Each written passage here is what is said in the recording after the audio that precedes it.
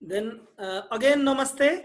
And first of all, I would like to tell you all three rules for this video conference. I will mute all your voice, and only the participant who will make his statement, his voice will be listened to us. Then we have a special guest today, David Kennett from Australia, Perth. Yeah, then we have another guest, Mr. Upendra Sharma, General Manager, National News Agency, and other participants will be friends from here, from Nepal. I would like to request to our guest, David Kennett, about your method and about your remarks, please.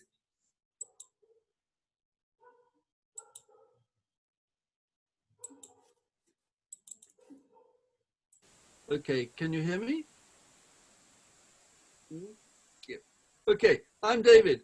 About 20 years ago, I became really keen on addressing salinity, which is such a major problem here in Western Australia. And then as things developed over since, this was 2001, climate change has become more and more recognized as being important. And I felt that the most important way to address climate change was by planting trees, because covered with a cloud of carbon dioxide originally when it was created, and it was the trees that sequestered the carbon dioxide from the atmosphere, and they, of course, they now are the coal and the gas and the oil that we are burning now, and so we are putting all this carbon dioxide back into the air. So you can hear me all, can you? I don't know if you can hear me. Yes? Good, good, good. Okay, so yeah, so I became really interested. So I bought this degraded land and I started planting trees, and I noticed remarkable things about trees. Now, we have a brain and we have the left brain, and we also have a right brain. And the left brain is our educated part of our brain, but we also have this right side, which is our intuition. And this has always fascinated me right from when I was very young.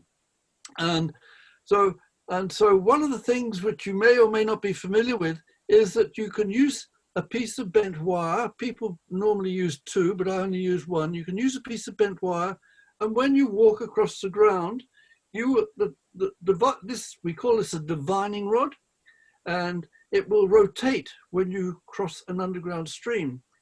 And then you can actually ask it questions and you can get answers. So if I ask, show me a yes, it will turn to my right. If I ask a question and the answer is no, it'll turn to my left.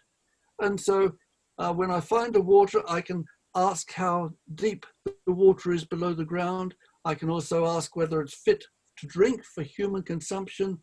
And I can ask the yield of the water. And I was able to do this for many, many years.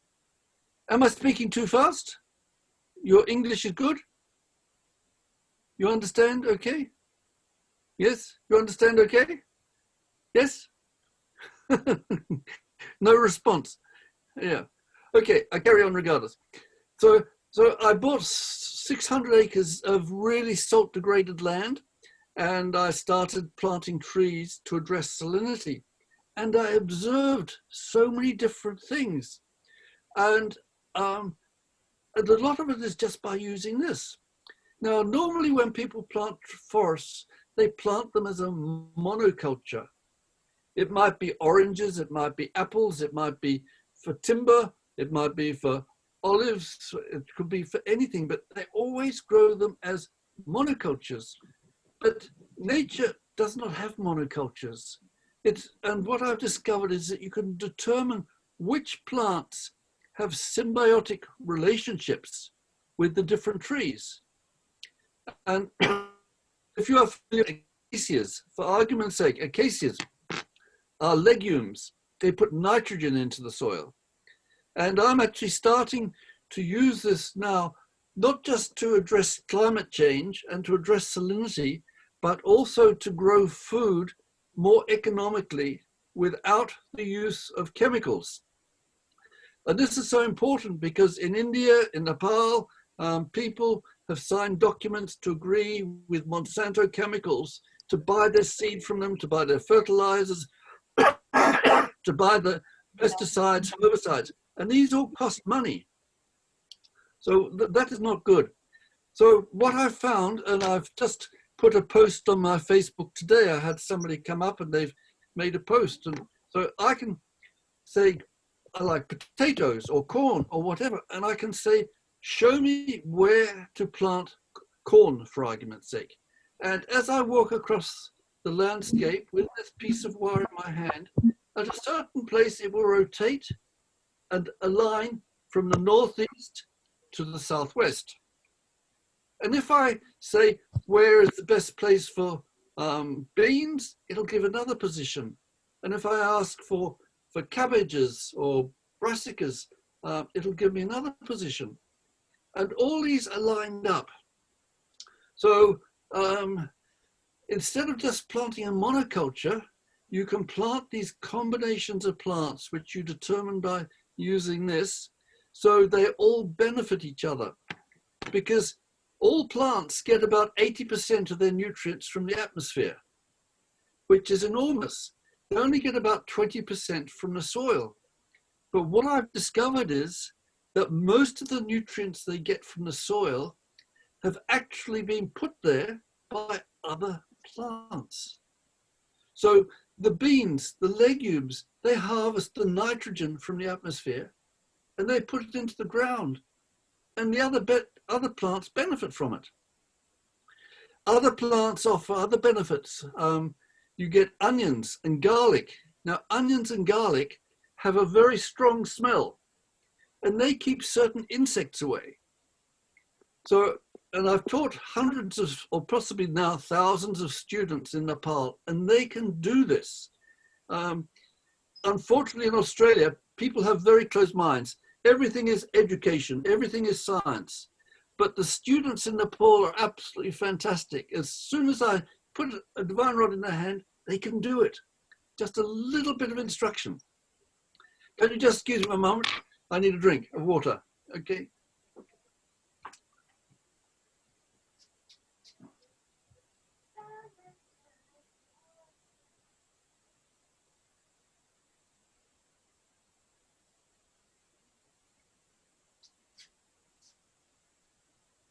Sorry about that.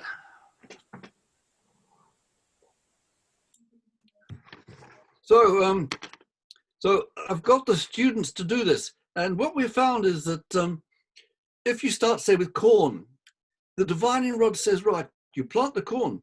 And then on one side of the corn, you then plant the beans. And the beans climb up the corn.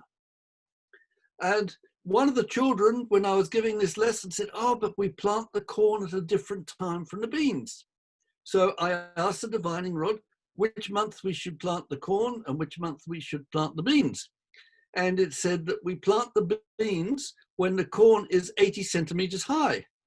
So you plant the corn first, and then when the corn has got to 80 centimeters, you sow the beans, and the beans already have something to climb up. So you don't have to put sticks in the ground. Yeah. You don't have to do anything like that. The other thing is, on the other side of the corn, you then plant, say, cabbages. And what we noticed was that the cabbages were further away from the corn than the beans were from the corn on the other side.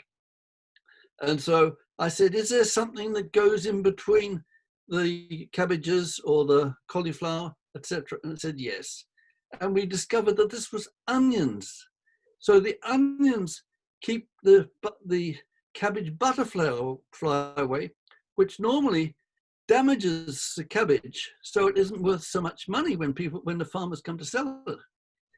And we can do this for all the different vegetables. And so we do a crop rotation. I don't know if you're familiar with the term, but 1 year or in one period when you're planting vegetables, you plant one selection of your plants. And then the next time, when those have gone, you plant another section of plants there. And you do this rotation. And so there's 4 different selections of vegetables that you can grow. And we can include the rice. So and what the Divine Rob was telling me is that you plant 2 lots of vegetables consecutively, and then you plant rice. And then after you harvest the rice, you plant another 2 selections. And you move this around in 4. So in one place, you plant selection 1, then in that soil you plant selection 2 the next year, then you plant your rice, etc. Now, I'm not very familiar with Nepal, but the children are teaching me a lot, which is very good. And so I'm trying to be a good student for them. So, but they said it all makes very good sense. And Sudam introduced me to some organic farmers, and we went out to their place, and they just loved the concept. They could see the logic of it, because some of the farmers are already using the concept of using the beans to help the corn grow, for argument's sake. But with the dividing rod, you can make this very much more effective. Now, it's particularly suitable in Nepal because where you're growing on narrow terraces on the mountainsides, hello, beautiful. I see the beautiful child. So it's very easy there. But in due course, even once people recognize it, we can then make computer-guided planting machines. And they already have these planting machines that are guided by GPS. And so they can plant in one position 1 year, and the next year they can plant again, but just say 10 centimeters across. And so every year you just move it 10 centimeters across. So you plant your crop 1, crop 2, crop 3, crop 4, and different ones. And where crop 1 was, the next year you plant the second selection, crop 2, number 2 selection, but you just move it across a fraction. And next year you plant 3 and 4. And so all these different plants are putting different nutrients into the atmosphere. Not into the atmosphere. They get it from the atmosphere, and they put what they don't want into the soil.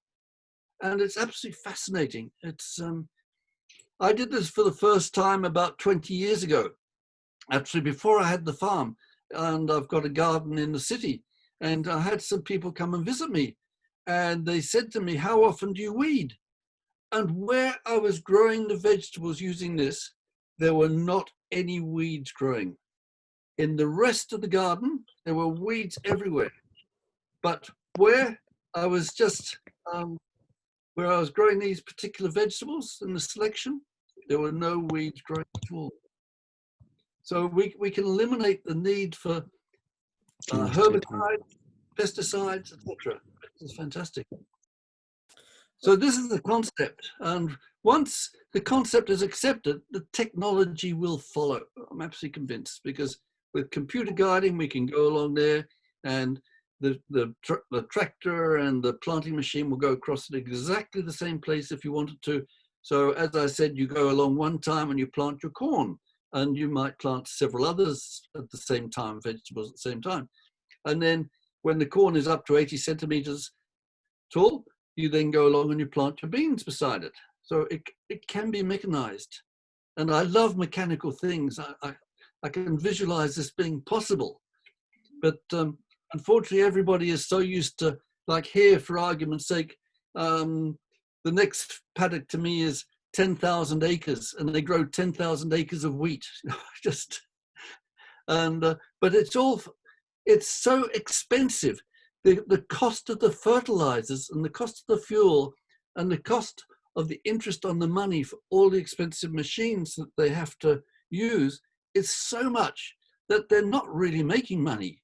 It's such a terrific investment.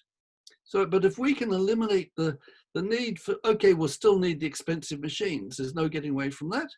But they'll also be available in a smaller scale, and I reckon they'd be usable in lots of parts of Nepal and India and other countries all around the world. But it's very difficult to get people to accept new ideas. But it is so fantastic in Nepal because the young people are very open-minded, and they can teach their parents, because one of the problems in farming is people will often say, my father did it this way and my grandfather did it this way. But when the children will go home from my classes and say, Dad, I want to show you something, this is fantastic, and the parents are giving the children the opportunity to have new education, and they will listen to the children because they want the children to be successful, and they'll demonstrate this, and the parents will say, wow, we must try this, let's give it a go. And so this is how we're going to bring about change. Now, one of the other things that I've actually developed with the technology is to actually grow trees in really low rainfall regions. Now, to just give you a little bit of the history of Australia, when European settlers came here over 200 years ago, they came here only with experience of deciduous trees that they were familiar with in Europe, basically in England mostly, England, Ireland, and Scotland. So they were familiar with these trees, but they came here to Australia and they saw these trees, and these trees were massive. When I say massive, enormous. And they cut them down, and they looked at the timber was the best timber they had ever experienced in the world. And it is absolutely fantastic. But they counted the number of growth rings in the tree. Now, imagine that is a tree trunk, and you count the growth rings to tell the age. They didn't realize that Australian trees, and probably trees in other low rainfall regions, have evolved completely differently. In England, the trees are deciduous. They lose their leaves in winter and the tree goes to sleep. And then the springtime comes and they wake up and they get the energy from the sun, they get new leaves. And so they have a period of growth. So they produce another growth ring. But here, the trees have to be opportunistic to survive in the low rainfall regions. And I cut down some trees that I'd planted myself, so I knew exactly how old they were. And they had produced 20 growth rings each year. 20. And we had 20 rainfall events in a year. So every rainfall event, as it came along, the tree would say, wow, and it will grow. And then it would use up all the moisture, so it goes to sleep. And then it will rain again, and it wakes up, it grows again. Fantastic. And this, the terrifically high number of growth rings makes a tree very heavy. Like most of these, the timber from these trees will not float in water. It will sink in the water. It is so dense. You're talking about 1,000 kilograms per cubic meter. It'll sink, or 1,200, 1,300. So it's absolutely massive. But we have to change the traditional way of thinking. People are so convinced that they know everything. And the problem I face is that it's very difficult to get people to come and even have a look at what I'm doing, because they just don't believe what they see. And it is quite fascinating because when I'm doing the divining, obviously something must make the divine rod turn. But as I say, we have our conscious mind and our subconscious. And for some reason, and this just sounds so impossible, but when I'm divining, I am never aware that my hand is turning to make it go. And one of the students, I've got a video of him, and it's absolutely fantastic. And we're going down the classroom, and my divine rod goes like that, and his goes like that, and his hand twists, and my hands twist. I couldn't see mine twisting, but I could see his twisting. And I said, you are cheating. You are making it happen. And I felt so guilty. So this beautiful young boy, and he looked up at me and said, no, I'm not cheating. So he couldn't see his hand turning. Okay, brother. Hello, brother. We have only 1 minute remaining. Please close your remarks. Finally. I don't know what to say to finish. Fantastic to meet you all. I ask you to have a look at my Facebook page. I've just done a couple of videos today.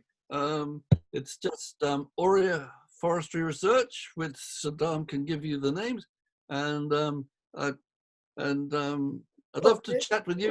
Okay, we will see here in Nepal as well. We are hurry to welcome you, Nepal again. Yeah, I'm longing for that to happen, but we got to kill the virus first. Okay. Thank you very much, everybody.